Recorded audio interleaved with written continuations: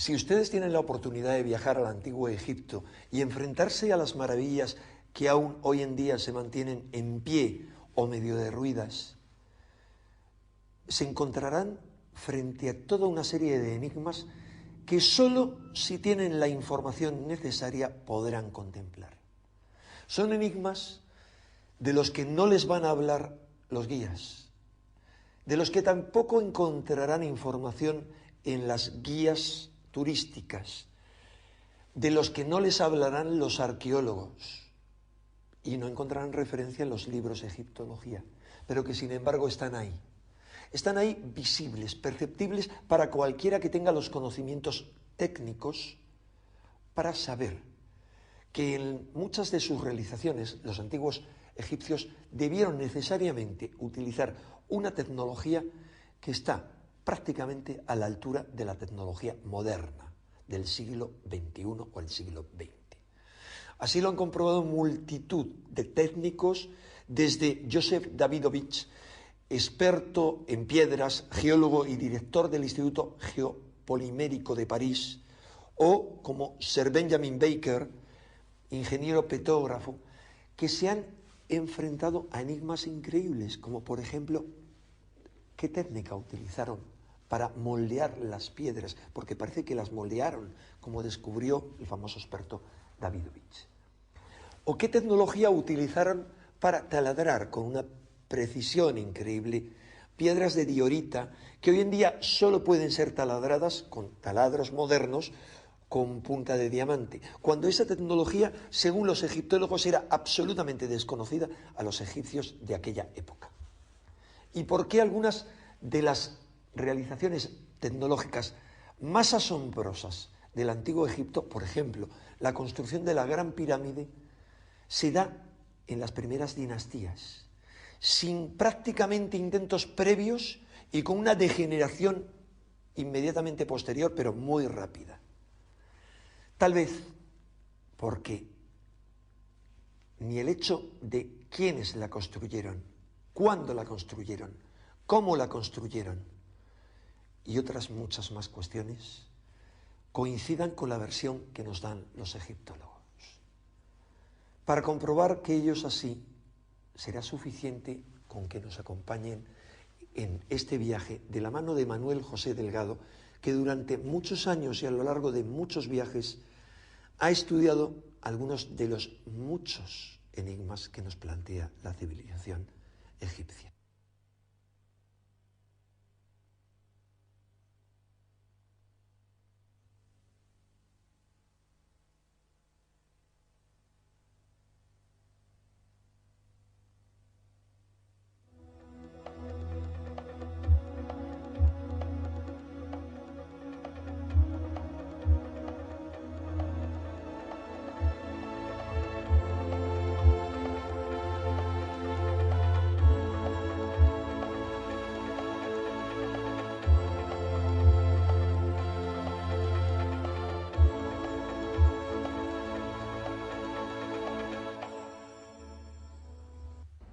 Desde hace ya muchísimos años venimos recorriendo Egipto para intentar introducirnos en todos sus misterios. En el siguiente trabajo de investigación podrán comprobar la gran cantidad de datos expuestos, toda la documentación que manejamos. Son muchísimos números que hablan de medidas, de ángulos, de proporciones. Indudablemente en Egipto no hay que inventarse nada para saber que existen misterios y que existen muchísimas preguntas que todavía no tienen respuesta. Ya tendremos ocasión en los siguientes programas de esta serie, quizá para tratar cosas que nos gustan mucho más, como puede ser la magia, el poder de las pirámides, la aromaterapia, o cómo utilizar los diferentes centros de poder diseminados en las orillas del Nilo para nuestra superación personal, tanto física como espiritual. Pero ahora tenemos que seguir con este programa.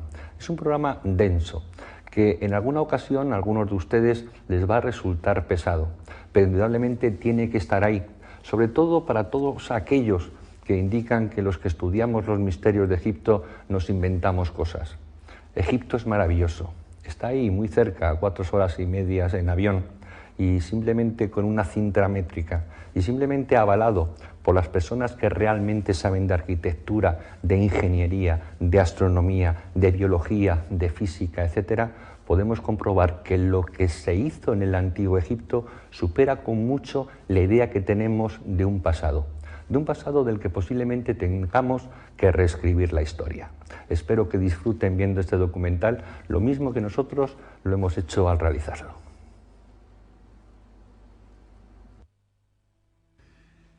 Cuando Champollion descifra la piedra Rosetta elaborando su primer diccionario de jeroglífico, abre a millares de investigadores las puertas de un mundo tan fascinante como desconocido, creando un instrumento que permitía descifrar aquello que los antiguos egipcios dejaron escrito en sus tumbas y papiros, mostrando unos conocimientos científicos que resultan asombrosos para su altísimo nivel y cuyos orígenes parecen perderse en la noche de los tiempos, abriendo la incógnita de cómo una civilización puede saltar del neolítico a esos niveles de genialidad y después ir perdiendo paulatinamente su esplendor y sus saberes.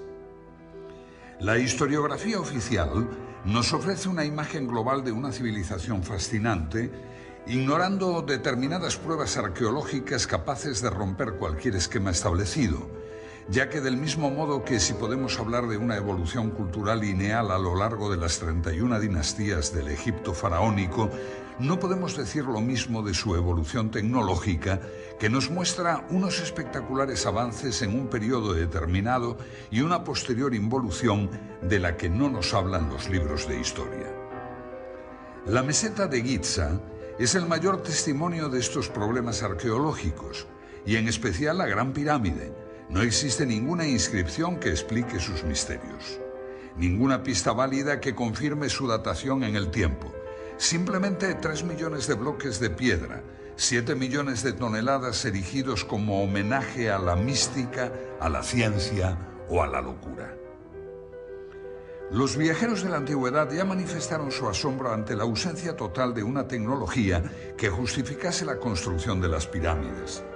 La arqueología ha tratado de dar respuesta a los cómo y los porqués de tan magna construcción, careciendo de la base suficiente en campos tan importantes como la física, las matemáticas o la geometría. Desde que en el siglo XIX se descubrieran las relaciones de la Gran Pirámide con los números pi y phi, se inició una frenética carrera hacia la interpretación de sus medidas, dando como resultado las más insólitas interpretaciones. En pulgadas, en yardas, en metros, en litros o en varas, las mediciones, muchas veces sometidas a tortura, conducían a la explicación de todo, del presente, del pasado y del futuro, no faltando quien achacaba a errores de construcción los datos que fallaban en su teoría. O incluso otros no dudaron en limar algunas aristas para que sus elucubraciones fuesen refrendadas con mayor precisión. Fue a finales del siglo pasado cuando llegó a Egipto Sir William Matthews Flinders, Petrie, con un sofisticado equipo de medición que incluía teodolitos de alta precisión, niveles ópticos, calibres micrométricos con vernier, goniómetros adaptados a ángulos, catetómetros, anteojos de autocolimación, cintas de Invar, termómetros de Beckman, etc. Sus mediciones, las más exactas realizadas hasta ahora, corroboradas años más tarde por los profesores Bokar, Cole y Pochan, han conseguido que puedan elaborarse unas conclusiones ceñidas al más puro rigor académico y que van a abrirnos un nuevo horizonte de investigación para hallar las soluciones a los problemas planteados por aquellos arquitectos. Lo que hace a una disciplina más o menos científica es la medida en que se establezca una preeminencia de los hechos sobre las teorías. Un mismo hecho puede en arqueología tener una fundamental gravitación o ser un detalle omisible de acuerdo a la teoría que barajemos en ese momento. La dificultad se traduce pues en el problema de la evidencia, que en arqueología no tiene el valor que puede lograr en las ciencias exactas o experimentales. Para Petrie, sin embargo, la prueba arqueológica tiene el mismo grado de certeza que la prueba judicial. La historiografía ha considerado que la ausencia de referencias explícitas a una tecnología y una ciencia superior es una evidencia de que no existieron. Hay que tener en cuenta que la primera rueda aparece en la 12ª dinastía. El primer meriette, mira de observación de caña de palma, lo mismo que la primera plomada tej, aparecen en la 18ª dinastía. Los primeros textos astronómicos aparecen en sarcófagos de la 11ª dinastía y corresponden inclusive a una astronomía incipiente que, como observa Hawkes, desconocía la existencia de los eclipses. Las primeras representaciones de los meridianos aparecen en el templo de Dendera en época ptolemaica, conjuntamente con las indicaciones sobre la operación del tendido de la cuerda y la determinación del meridiano por las estrellas de la Osa Mayor. El papiro Rhind, de la dinastía XIII, tiene un nivel científico correspondiente a un segundo curso de escuela elemental. El vidrio aparece en la dinastía XIV y los primeros cuchillos de hierro en la 26ª. Solamente en la época ptolemaica, 200 a.C., aparecen en Egipto conocimientos matemáticos y astronómicos de un cierto nivel. Estas pruebas arqueológicas son evidencias indiscutibles de que la civilización faraónica caminó con lentitud y sin brillantez por el camino de la tecnología hasta llegar a importar los avances de los griegos, que tampoco destacaron en estos campos. En oposición a todo esto encontramos un material tecnológico que nos indica todo lo contrario, lo que nos obliga a tener que inducir la naturaleza de las herramientas partiendo del producto, tomando como referencia una serie de pequeñas muestras evidentes repartidas por todo Egipto. Es un misterio inexplicable el repentino grado de perfeccionamiento adquirido por el arte de la construcción en la tercera dinastía y la incapacidad notoria de los constructores de la sala hipóstila de Karnak, derrumbada en 1899, que 1500 años después desconocían que los edificios requieren cimientos. Mientras que el análisis arqueológico muestra una línea de evolución cultural desde la primera dinastía hasta la época ptolemaica, el análisis tecnológico señala una línea de ascenso desde la primera dinastía hasta la cuarta, para mostrar luego un proceso de involución a lo largo de varios milenios. En los relieves de El Verge, 12ª dinastía, se ve una estatua de Yehuti Topep, de un peso de 60 toneladas, colocada sobre un trineo y arrastrada por 172 hombres. Aparece también un hombre derramando un líquido sobre los patines del trineo para reducir la fricción y eliminar así el calor. Los textos que acompañan la imagen hablan de la heroicidad de esta titánica tarea en la que los hombres se mostraron con fuerza de gigantes. Es por ello por lo que resulta increíble cómo no ha quedado ningún recuerdo del transporte de los numerosos obeliscos de 1000 y 1200 toneladas que los egipcios distribuyeron por todo el territorio. Este es el templo de Luxor. Fue erigido originalmente por Amenhotep III en honor a Amón, y luego Ramsés II añadió estas impresionantes figuras y 2 tremendos obeliscos. Solo queda uno. El otro, su hermano gemelo, fue llevado a Francia y puede hoy contemplarse en la Plaza de la Concordia de París. Requieren cada uno para su arrastre una fuerza de 93.000 kilos que nunca pudo ser suministrada por menos de 25.000 hombres. Para subirlo por una rampa se haría necesario un esfuerzo adicional que para un 30% de pendiente exigiría el esfuerzo suplementario de otros 50.000 hombres. Resulta curioso que el transporte de estos colosales monolitos no llamase la atención de los escribas. En el templo mortuorio de Micerinos hay bloques de 200 toneladas. En el techo de la cámara del rey de la Gran Pirámide los hay de 50 toneladas y aunque el término medio de los bloques del monumento no pase de las 2,5 toneladas, cuando se piensa que hay unos 3 millones de tales bloques, se vuelve a plantear con seriedad la cuestión de las técnicas y medios empleados. Se nota la contradicción entre lo que hemos dado en llamar la prueba tecnológica y la prueba arqueológica. Se desconoce la existencia de máquinas.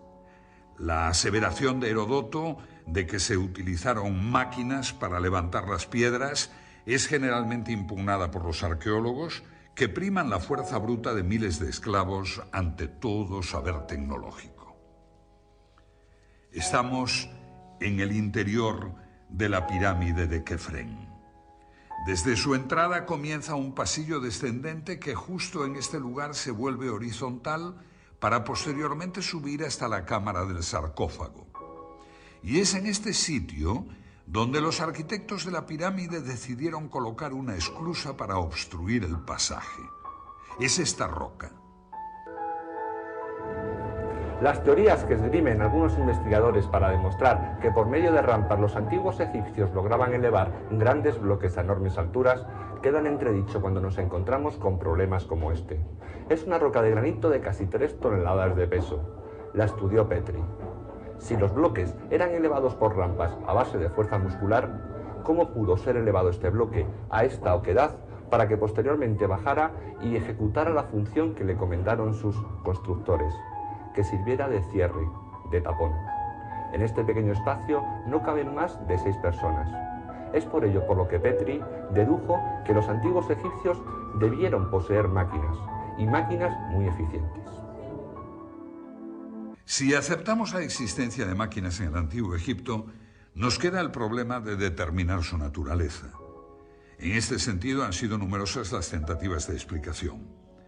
La idea clásica de que las piedras fuesen elevadas por rampas es desechada por el docto ingeniero Krum, pues por sí solas las rampas serían un trabajo equivalente al de la propia pirámide. El concepto de los rodillos tampoco sirve, ya que la madera era escasa y no servirían en terreno arenoso. Las pirámides se realizaron en la Edad del Cobre, pero podemos decir que resulta imposible que en ese momento no conociesen el hierro, ya que es explicable que los egipcios pudieran trabajar el cuarzo, el granito, el pórfido o la diorita si no poseyeron herramientas de este metal. Esta piedra es de diorita. Puede comprarse por €1 en cualquier tienda de minerales en España. Les sugiero que adquieran una y efectúen una simple operación. Coloquen en su taladradora una broca de diamante sintético, Widia, que tiene dureza 11, e intenten perforarla. Tras varios minutos de intentos frustrados, se preguntarán cómo consiguieron tallar y perforar la estatua de Kefren, realizada de una pieza en diorita verde, con herramientas de cobre, que fueron las supuestamente empleadas en los tiempos de las pirámides. Resulta una incógnita cómo los egipcios pudieron trabajar el granito en las canteras sin el hierro. En las canteras de Asuán se aprecian muchas series de agujeros y ranuras rectangulares, profundas y estrechas, las cuales, como dice Clark, no se puede afirmar que se hicieran con herramientas de hierro, pero sí se puede afirmar que no pudieron hacerse con cobre. Efectivamente, los cortes de la roca en la cantera se producían tras introducir en los orificios piezas de madera que luego se humedecían. La fuerza oncótica producida por la expansión de la madera hacía resquebrajarse el granito. Pero nos queda el saber cómo realizaban tales orificios. Se conocen además 4 muestras de hierro del Antiguo Egipto que fueron analizadas por Petri. Una de ellas fue descubierta por Perring, el ayudante de Howard Beese, cuando se limpió el canal sur de ventilación de la Cámara del Rey. Los restos calcáreos adheridos a la lámina hicieron imposible la idea del fraude. Su análisis demostró que tampoco provenía de meteoritos férricos. La conclusión obvia es que los antiguos egipcios utilizaron el hierro y que, al igual que otros muchos dispositivos tecnológicos, su empleo parece haber sido mantenido en secreto, dando con ello origen a un serio problema para los arqueólogos que confunden la ausencia de pruebas con la inexistencia de tecnología. Una posible explicación al mantenimiento de tal secreto podría ser la pertenencia del hierro a la sabiduría divina, siendo su uso restringido a los sacerdotes y a sus operarios. Esa creencia ha pervivido hasta nosotros que denominamos a la industria del hierro como siderometalúrgica, es decir, de origen sideral y posiblemente relacionada con los moradores del cielo. Otro aspecto digno de ser estudiado en la búsqueda de respuestas sobre la tecnología es la forma en que los constructores adosaban los bloques unos a otros sin dejar ninguna separación entre ellos. En cualquiera de nuestros cuartos de baño, la junta entre las losetas del alicatado nunca baja de 1 milímetro. Y si estas plaquetas son de tan solo 20 centímetros, podremos comprender el problema que representa unir monolitos de decenas de toneladas. Ni siquiera una hoja de afeitar penetra en las juntas que pueden ser rectas o curvas, aunque nunca sin perder el íntimo contacto. Las únicas herramientas que poseemos de los artesanos egipcios son algunos cinceles de cobre, de los que se conocen varias colecciones. En general, las perforadoras prehistóricas trabajaban con polvo de esmeril, pero en piezas del Imperio Antiguo, como vasos y platos de granito o de diorita, se encuentran huellas de una punta cuya naturaleza se desconoce, pero que no pudo ser otra que el diamante. Y aquí nos encontramos con otro problema arqueológico, pues el diamante es considerado inexistente en aquella época. El torno de alfarero todavía no había aparecido en la época en que las vasijas de diorita torneada eran ya perfectas. En dinastías posteriores ya no se volvió a trabajar la diorita. Ni siquiera los escultores de la época saíta se atrevieron con este material. No debe extrañarnos que los egipcios de las primeras dinastías poseyeran instrumentos superiores a los de las siguientes, pues esto es lo que revela constantemente el análisis tecnológico. La tecnología muestra más signos de retroceso que progresos en el tiempo.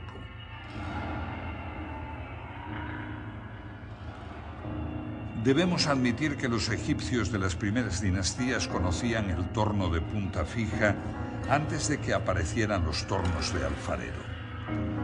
Con el torno egipcio se obtenían incluso superficies esféricas, pues se conocen platos hechos a torno en los cuales la herramienta se movía sobre una línea curva. Tenemos la prueba de que además del torno de punta fija conocían el torno con herramienta articulada móvil.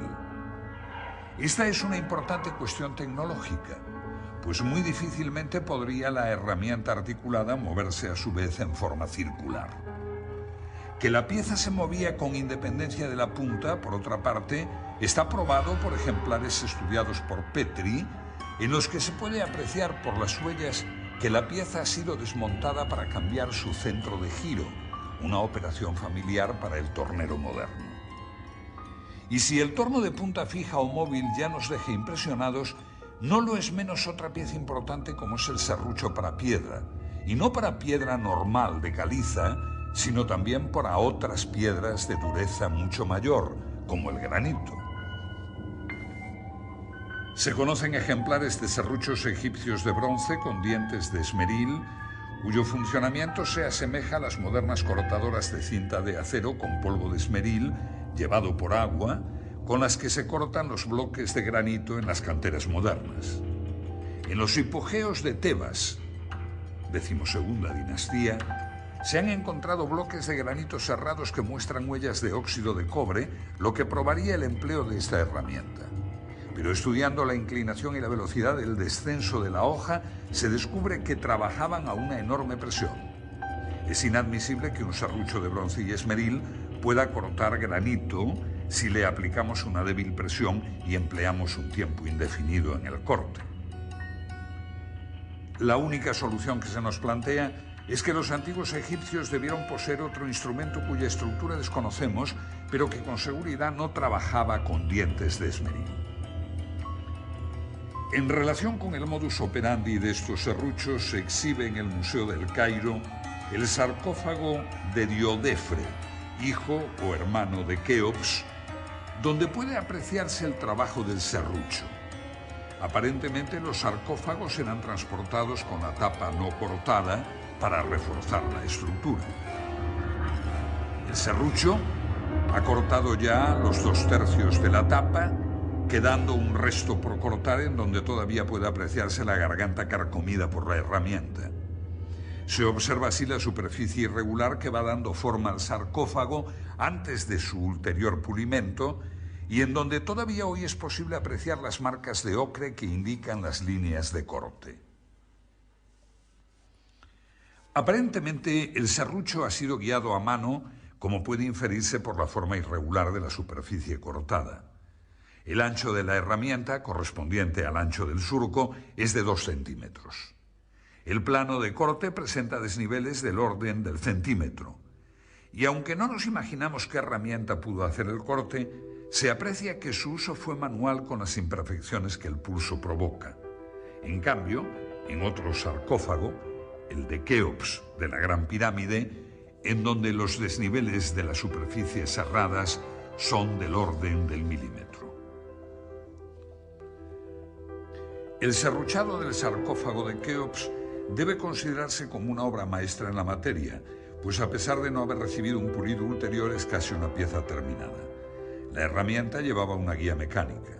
Este serrucho se movía a modo de los modernos cortadores de peine que producen bloques de superficies paralelas debido al movimiento simultáneo de varias cintas de acero. Y de nuevo nuestro estupor al comparar la tecnología antigua con los logros de la actual. Esta es una cantera situada en Zarceda, en las estribaciones de la madrileña Sierra de Guadarrama. Su moderna tecnología pudo verse en un stand de la pasada Expo 92 de Sevilla. Los bloques de granito llegan hasta aquí desde la península de Labrador o desde Sudáfrica y abastece a la práctica totalidad de cementerios madrileños. Aquí saben de la industria de la piedra. Su más perfecta máquina de corte para piedras de granito está diseñada por una hoja redonda de 2 metros de diámetro, compuesta de múltiples dientes de huidia, carburo de tungsteno, por lo que no puede cortar bloques de más de 1 metro. Cada vuelta de la hoja avanza tan solo 5 milímetros. Se tarda una mañana entera en cortar toda la roca. No se puede ejercer más presión, pues las puntas se abrasarían. Viendo esto, debemos preguntarnos cómo hacían los antiguos egipcios para que sus serruchos avanzaran en cada presión casi 2,5 milímetros, o sea, 60 veces más potencia que los logros de nuestra avanzada civilización. Pero nuestro asombro no acaba aquí, pues aún hemos de tratar la herramienta más conspicua de la antigua tecnología, el taladro cilíndrico. El tubo ejecutaba taladros de hasta 15 centímetros de diámetro, dejando tras su camino un tarugo central que posteriormente era roto con un simple golpe. Estos taladros se llaman trépanos y pueden verse en algunos lugares de Egipto. El cilindro, en los taladros modernos, es de acero con puntas de huidia. La presión debe regularse cuidadosamente por control manométrico y para un taladro con 3 puntas de diamante esta es aproximadamente de 50 kilos. Para un taladro con punta de huidia es menor, unos 30 kilos. La herramienta de huidia presenta, sin embargo, la ventaja de su gran velocidad tangencial. El diamante, en cambio, debe ser trabajado a baja velocidad, pues puede quemarse. Los taladros modernos, al igual que en las máquinas de corte, avanzan en el granito 4 centésimas de milímetro por vuelta, mientras que la máquina egipcia avanza 2 milímetros, tan solo 50 veces más. La idea de que pudieran operar por golpes o escoriaciones es rechazada, pues no hay ninguna huella de semejante proceder. La posibilidad del empleo de 2 herramientas aplicadas alternativamente, una de las cuales se limitaría a ensanchar el surco dejado por la otra, es descartada, pues se conocen trépanos con el tarugo aún dentro. No queda otra alternativa que aceptar que estos instrumentos trabajaban bajo una presión de 2.000 kilos o de que poseyeran un instrumento cortante 50 veces más duro que el diamante. Y con esto ni siquiera sueñan los tecnólogos modernos. Un tarugo de pórfido blanco y negro, correspondiente a la primera dinastía, fue estudiado por Petri, indicando que posterior a esta fecha ya no se volvió a trabajar el pórfido, piedra extremadamente difícil de mecanizar tanto por su dureza como por su textura heterogénea. El mismo autor pudo fotografiar un trépano con un tarugo de 70 centímetros de diámetro. Esta tecnología egipcia queda muy por encima de las posibilidades mecánicas de nuestra era espacial. Aunque como realización tecnológica de alta precisión no existe nada en el mundo entero que iguale el revestimiento calcáreo de la Gran Pirámide. Hoy se pueden contar con los dedos de una mano, pero en su día fueron 27.000. Y es de lamentar la destrucción de este revestimiento de mármol, pues no solo se nos ha privado del placer estético de su contemplación, sino también de la posesión de una obra que podemos con toda seguridad considerar la más grande creación de la tecnología de todos los tiempos. Poseían superficies planas de más de 3 metros cuadrados. Muestran un paralelismo a lo largo de sus aristas de casi 2 metros del orden de las 5 centésimas de milímetro, es decir, en íntimo contacto. La apertura media de la junta es del orden de 5 décimas de milímetro. Además, para mayor asombro, utilizaron en las juntas yeso de rápido fraguado. La tarea parece imposible. Petri constató que no existían en el pavimento huellas de arrastre de los bloques, ni tampoco existen en ellos puntos de engarce para grúas o cuerdas. Además, para mayor asombro, colocaron en las juntas yeso de rápido fraguado que obligaba a colocar el bloque al primer intento sin posibilidad de posteriores movimientos. Y esa es tan solo la primera fila de las más de 200 que tiene la pirámide hasta la cumbre. La única posibilidad de solución nos la ofreció la moderna tecnología en las canteras actuales, la succión. Mediante una campana de vacío actuando sobre una superficie pulida, se levantan hoy piedras de hasta 2 toneladas de peso. Pero, ¿cómo hacían los antiguos egipcios con bloques de más de 16 toneladas? Los 90 grados exactos que forman los diedros de los bloques debieron recibir su último tratamiento en el taller donde se producían. La construcción con bloques prefabricados de una línea recta de 230 metros presupone un control de la angularidad del orden del segundo de error. Pues bien, en la actualidad, para las mejores escuadras normalizadas por la industria moderna, norma DIN 875 admite errores de más o menos 3 centésimas de milímetro, cantidad algo superior que los errores de angulación y paralelismo de la obra egipcia. Teniendo en cuenta que los mejores instrumentos no ópticos miden con errores de más de 300 segundos, se demuestra como un teorema que los egipcios debieron poseer instrumentos ópticos y además de alta precisión, ya que el anteojo de autocolimación corriente, por ejemplo, da errores del orden de los 5 segundos. La construcción de uno de los bloques de revestimiento de 20 metros cuadrados de superficie es una tarea equivalente al pulido del espejo del telescopio de Monte Palomar.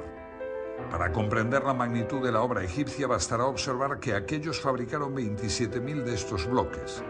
Lograron, hace 7.000 años, la producción en masa de instrumentos ópticos que la industria moderna solo produce en escala artesanal. Ninguna otra época histórica realizó tareas de esta naturaleza, por lo que debemos considerar con seriedad lo que ello implica en el dominio de la mecánica, la óptica y la geometría. Con estos planteamientos ya debemos ir desterrando el concepto de casualidad en los restos de la cultura egipcia. La orientación de las pirámides es una de esas casualidades y es lógico que ciertos arqueólogos piensen así, pues de lo contrario habría que suponer un instrumental y unos conocimientos superiores a la tecnología actual, y eso es difícil de aceptar, aunque no nos quede más remedio. Las representaciones que aparecen en el templo solar de Niuserre de la Quinta Dinastía y que coinciden con los textos del templo de Edfu, en las cuales aparece el rey y sacerdotisas con una maza, estacas y la cuerda de arpentar, determinando la orientación de un templo, no puede tomarse al pie de la letra, pues tales representaciones serían como estudiar nuestros sistemas de ingeniería por las fotos de la ceremonia de colocación de una primera piedra. En inscripciones y manuscritos no se desprende el menor atisbo de conocimiento geodésico. La conclusión del análisis arqueológico está pues basada en hechos, y por ello algunos egiptólogos consideran que la exacta orientación geodésica de las pirámides tiene que ser producto del azar. Como casi siempre ocurre en la Gran Pirámide, el análisis tecnológico lleva a la conclusión opuesta. Su error de orientación es de 5 minutos 31 segundos. Para hacernos una idea, coloquemos una moneda de 2 euros a 1 kilómetro de distancia. Su diámetro sería el error que tiene la Gran Pirámide con respecto al norte verdadero. La agrimensura moderna, conducida por teodolitos, cronómetros y tablas astronómicas, admite para el cierre de polígonos un error del 0,3%, que corresponde a un error de 10 segundos traducido en error angular. Ningún procedimiento propuesto ha logrado explicar cómo consiguieron los egipcios tal exactitud. Es imposible, pues, sin un objetivo y un ocular solidarios, intentar ningún género de determinaciones de este tipo. La Gran Pirámide está por encima de la tecnología moderna en cuanto a orientación, pues sus 5 minutos 31 segundos supera con mucho las modernas normas de precisión. Y aún cabe una segunda pregunta. La pirámide de Kefren tiene el mismo error de orientación, es decir, 5 minutos 31 segundos. Las dos grandes pirámides de Egipto tienen el mismo error. Y ahora cabe preguntarse si dicho error fue motivo de cambios de orientación total de la meseta de Giza por motivo de los terremotos, o bien si estos 5 minutos 31 segundos no fueran tal error y siguieran la concepción original de los constructores. De todas formas, tan difícil es orientar las pirámides exactamente a los 4 puntos cardinales como orientar ambas con la misma desviación.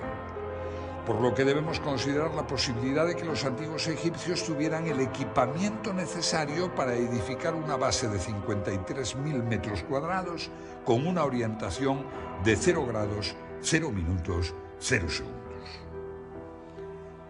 Si juzgamos los conocimientos matemáticos de los egipcios por los pocos textos que han llegado hasta nosotros, su matemática fue bastante primitiva.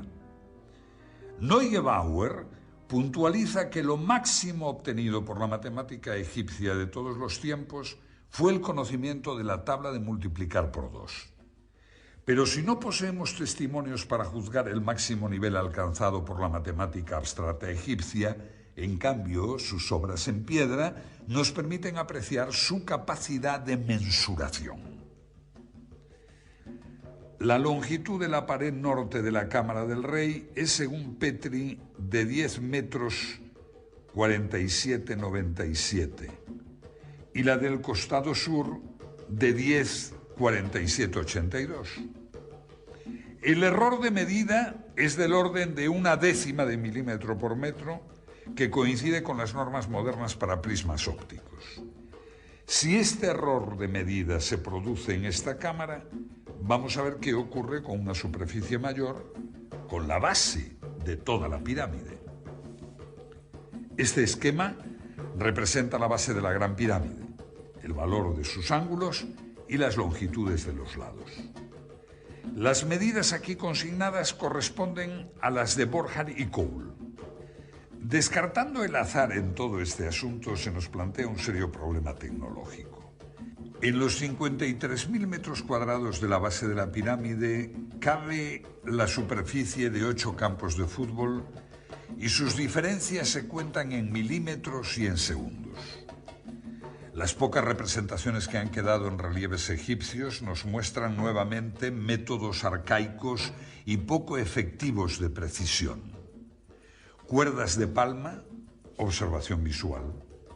El único metal de que disponían era el cobre, pero en tal distancia de 230 metros, las diferencias diurnas de más de 20 grados entre las 10 de la mañana y las 2 de la tarde representa una dilatación del cable de más de 80 centímetros.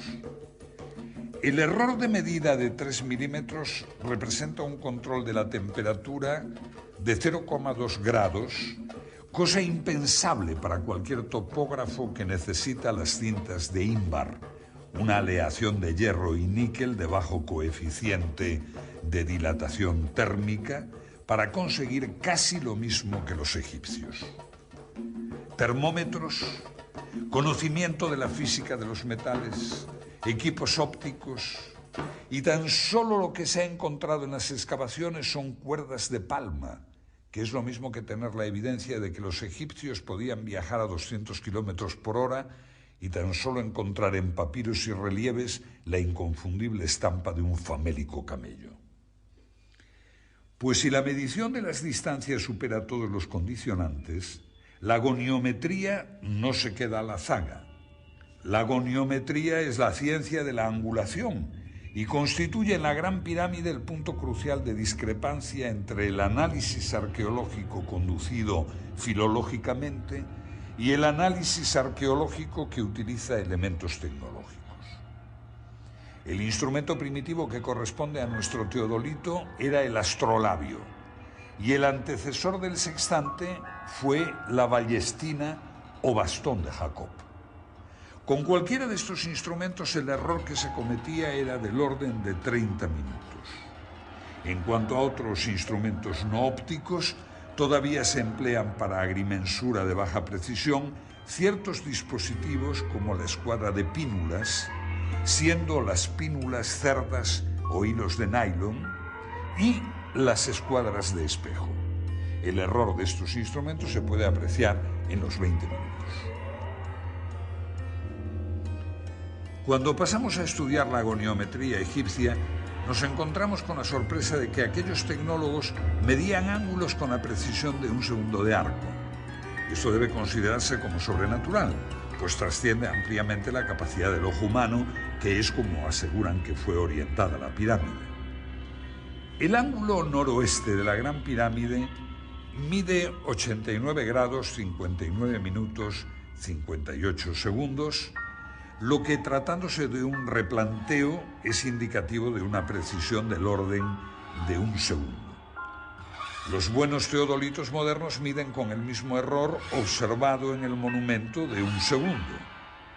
Estos errores son inevitables para la cantidad de factores incidentes, tales como errores de la lectura de los nonios, dilatación térmica de instrumentos y elementos de lectura, errores de nivelación, error de arrastre, viento, errores de apreciación sobre el retículo, refracción atmosférica, etcétera, etcétera, y parece ser que todo ello fue tenido en cuenta por los topógrafos egipcios. Se nos presenta en goniometría lo mismo que observamos en mensuración, es decir, el mismo error en estructuras pequeñas, como sarcófagos o cámaras, que en las grandes. Ello presenta una homogeneidad al sistema de medidas empleado que excluye cualquier hipótesis basada en el azar o en la casualidad. Como demostración de lo dicho, comparemos la desviación azimutal de las dos grandes pirámides. Ambas pirámides tienen su desviación hacia el oeste. Petrie da los siguientes valores para la pirámide de Keops. Núcleo, 5 minutos, 16 segundos. Pasajes, 5 minutos, 49 segundos. Revestimiento este, 5 minutos, 30 segundos. Promedio, 5 minutos, 31 segundos. Para la pirámide de Kefren, otorga los valores 5 minutos, 37 segundos para los pasajes y 5 minutos, 26 segundos para el revestimiento, obteniendo un promedio de 5 minutos, 31 segundos. Este resultado nos muestra el exacto paralelismo de dos estructuras separadas por más de medio kilómetro de distancia. En ambos casos, el instrumento necesario para efectuar medidas de esta precisión debió tener un error por debajo del segundo. Como puede apreciarse en la tabla azimutal, el cuerpo de la pirámide de Keops, sus pasajes y su revestimiento del lado este se encuentran en un exacto paralelismo que coincide asimismo con el del revestimiento, cuerpo y pasaje de la pirámide de Kefren. Por esta circunstancia, la observación de que los otros lados, norte, sur y oeste, de la base de la Gran Pirámide están orientados 3 minutos hacia el este del norte con relación a la dirección anterior, revela un hecho intencionado. El lado oeste de la base representa con exactitud milimétrica el promedio del lado norte y del sur. Otro interesante problema lo constituye la perfecta euclicidad y horizontalidad del plano de la base de la Gran Pirámide. El asunto es altamente atractivo porque la nivelación debió efectuarse prescindiendo de las direcciones diagonales, ya que en el centro los constructores dejaron sin tocar la piedra de la meseta y solamente rebajaron el perímetro. Este mismo mogote central dificulta las operaciones de cuadración del perímetro de la base, que debió ser efectuada por medios puramente ópticos. El estudio de la base revela un plano perfecto en todo el perímetro de 920 metros, de tal manera que el ángulo suroeste se revela tan solo 1,5 centímetros más alto que el noroeste. Sobre la diagonal de 325 metros, esto representa un error de 0,04 milímetros en homogeneidad con todos los errores relativos que hemos calibrado. Respecto a los dispositivos de observación de los egipcios, conocemos solamente el merjet, o vara del observador de las horas, que era una vara de palma con una comisura en V en la parte superior, empleado para medir por la altura de las estrellas las horas de la noche. Con este artilugio no pudieron avanzar mucho en sus conocimientos astronómicos. La pregunta obvia es si es posible calcular la cifra de 365,2425 días por la simple observación de un fenómeno tal como la crecida del Nilo. La meteorología no presenta un grado de regularidad que permita estadísticas de esta exactitud. Ello requeriría, en el mejor de los casos, estadísticas de muchos milenios, lo cual nos retrotrae al problema que se quiere soslayar con el argumento.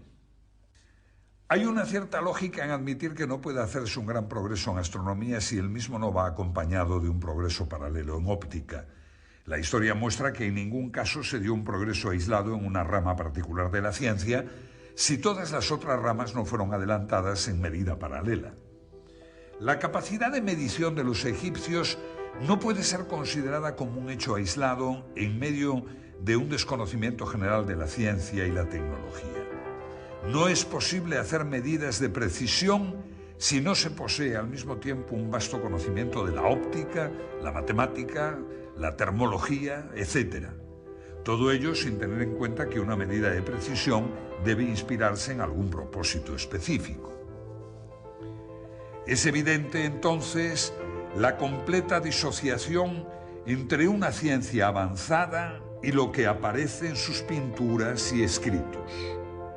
La oposición entre el análisis arqueológico y el análisis tecnológico llega al extremo de pintarnos dos mundos heterogéneos que marchan en sentido inverso, uno que aprende con lentitud y otro que olvida rápidamente. Este conjunto de circunstancias nos presentan un panorama de involución ascendente que pareciera ser uno de los principios cardinales de la arqueología. Lo que surge a la luz de repente en los periodos iniciales de Egipto pudiera no ser el producto de una generación espontánea, sino el final de una trayectoria de siglos de tradición. Admitir esto, un largo itinerario cultural desconocido para nosotros, es más ajustado a la realidad de los hechos históricos que suponer la creación de evolucionadas técnicas científicas y perfeccionados instrumentos que de repente, por arte de magia, hacen su aparición en el escenario del Nilo. La Gran Pirámide es la obra imposible. Aunque hablamos de los egipcios en tono genérico, es solo en este monumento donde la perfección se halla presente. No puede compararse con ninguna otra obra en toda la tierra de los faraones o en todo el mundo. Posiblemente todas las demás pirámides sean la burda imitación de un pueblo que se encontró con ella cuando llegó a Egipto.